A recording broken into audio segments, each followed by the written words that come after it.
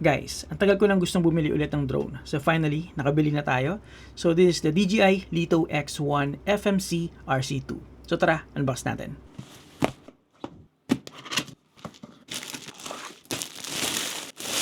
Alright, so we have a nice carrying bag. Ganda yung quality niya. And then inside we have all the accessories. So let's take everything out first. So this is one of the benefits pag Fly More combo yung binili mo. Kasi syempre meron ka ng carrying case aside from the batteries and chargers.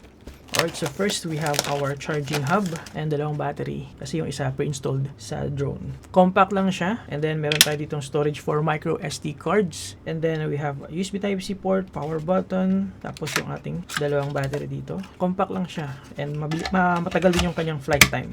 Next, of course, we have the RC2 controller. So, ito yung pinili ko instead of the RCN3 kasi gusto kong built-in na yung display niya. Hindi ko na kailangan maglagay ng phone. Okay, so we have sticker, quick start guide, warranty guide, and all other paperwork nandito. Then, we have a bunch of propellers just in case masiraan ka. And of course, a little screwdriver. And finally, we have the DJI Lito X1.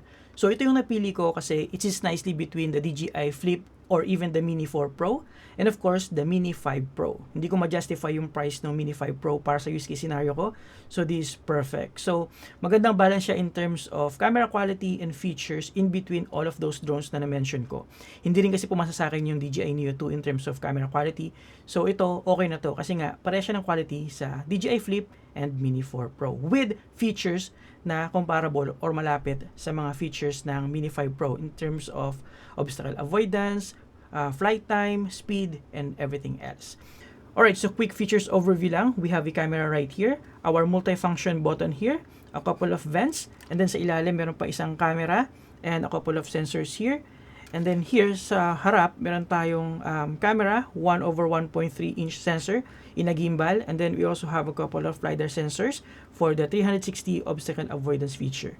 And then sa likod naman, we have a USB Type-C port and yung micro SD card slot. Tapos yung battery nandito sa ilalim. So makikita nyo, 249 grams lang, just below the 250 grams limit. And then of course, our 4 propellers. And then, napakagaan lang niya and very handy, especially pagka itatago mo na siya, kasyang-kasya even on your pocket. So yeah, follow for the full review and see you on the next one. Have a great day guys. Thank you for watching.